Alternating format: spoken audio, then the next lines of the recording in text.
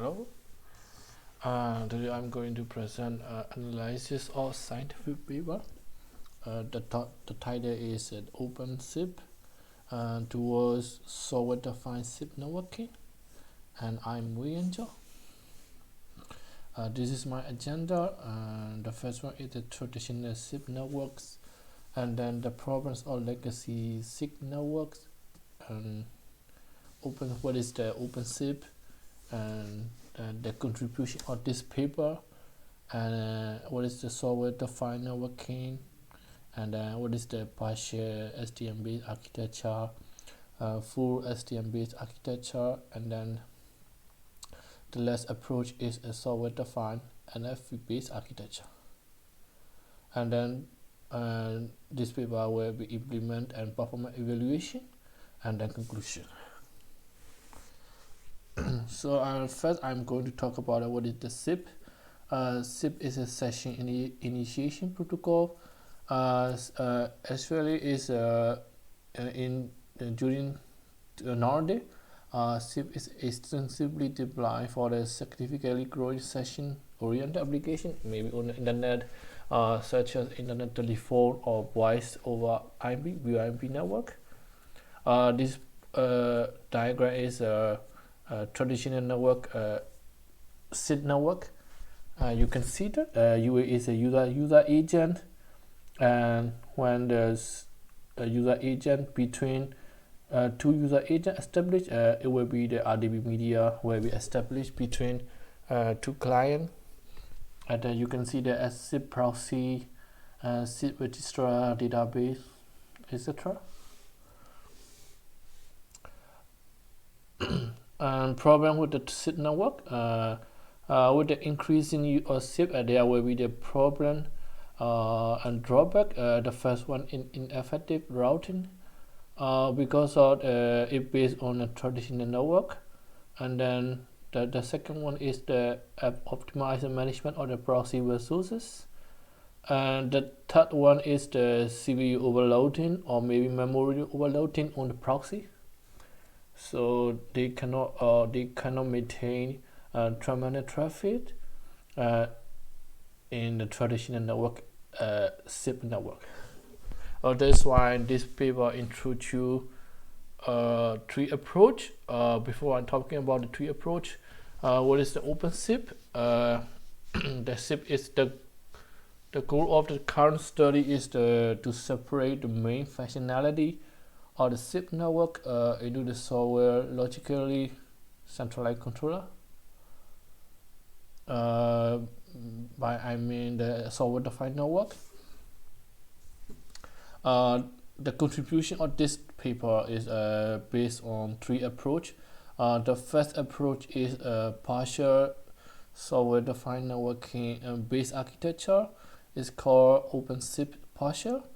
And then the second one is second approach is a partial software-defined based architecture.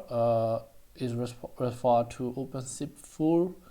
And then the third approach is software-defined NFV. NFV means network function virtualization. It's called OpenSIP NFV plus. You can see that this paper approach three diagrams. The first one is OpenSIP partial. In this case, you can see the data plane. It will include user agent, OpenFlow switch, and a SIP proxy server, and all the things it will be controlled by a software SDN controller. In this SDN controller, there will be load balancing. And the second figure is the OpenSIP full. In this case, they move to the SIP proxy server to the control plane. And the third is OpenSIP NFV plus. In this case, they create a virtualized SIP proxy server on the data plane, and they create the NFV orchestration on the control plane. You can see the diagram. So all the things controlled by software-defined networking controller. This table one is referred to the difference between conventional OpenSIP partial, full, and NFP plus. You can see the approaches: routing, maybe data plane. Conventional is where you data plane. OpenSIP partial is where you application plane, and full is where you use application plane, and also NFP plus. In this, as I mentioned on the paper, they show that as software-defined network can manage on layer 2 to layer 4, but SIP network is managing on layer 7. So in this, they need to employ DPI. It will classify SIP messages from the data plane. Figure A is the traditional SIP network, and then also the figure B is the OpenSIP partial. You can see the SIP in the figure B. You can see the SIP process server stay in the data flow, data plane, and but in a figure C, you can see the all the SIP process server move to the control plane. I mean the SDN controller, and the third. The figure D is they create the Badu SIP process server on the overflow switches. It will manage a SIP network, and then this is a partial SDMP architecture. You can see the topology. They will have in a control plane. It include a proxy status database, and topology database, and deep packet inspection DPI. As I mentioned before, it's very important. DPI is where analyze the messages from data plane, especially in a SIP network, which were passed through to the control plane. Without the DPI, it won't be possible to analyze this for the SIP messages. And this is the full SDN based architecture, and from this picture you will see the differences because in the control plane or the full SDN architecture, they move SDN proxy to the control plane, actually SDN controller, and then the third one is the third approach is software-defined NFV-based architecture. So you can see it have NFV orchestration and SDN controller. They are ready together. The final implementation and performance evaluation. So for the first approach or the OpenSIP partial, they create the two scenario. Scenario 1. In scenario 1, the background traffic on each proxy is equal.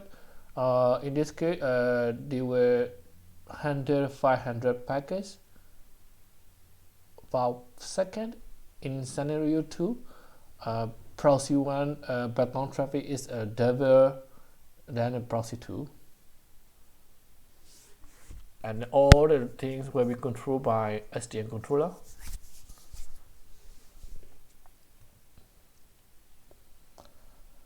And in this case, for SIP full, you can see the basic SIP flow and advanced SIP flow. Basic SIP flow means a traditional SIP network, and advanced SIP flow means for the OpenSIP full. You can see in the advanced SIP flow, you can see the SIP proxy server because the proxy server is inside the SDN controller. This is a simulation result. There's a lot of simulation results in this paper, but I will show you the significant results from this paper. In this case, you can see that the overload is the green one, and then OpenSIP is nearly the same with overload, but other cases, maybe round robin and random, their maximum overload is over 1000, and then their also response time is larger than OpenSIP. And then they also tested OpenSIP protocol with HWAR, and TWS, which are currently running on the traditional SIP network. And after testing and implementation about the SIP, OpenSIP is have a high achievement all the tests. So conclusion, maybe the simulation result confirmed that all the three approaches will give you the high throughput and low response time, and also CPU and memory are lower than CPU and memory usage are lower than the traditional network. And then also in addition, the scalability of the proposed controller, and then they can manage the proper routing of the core requests. This is overall presentation about my scientific research, and thank you for your attention.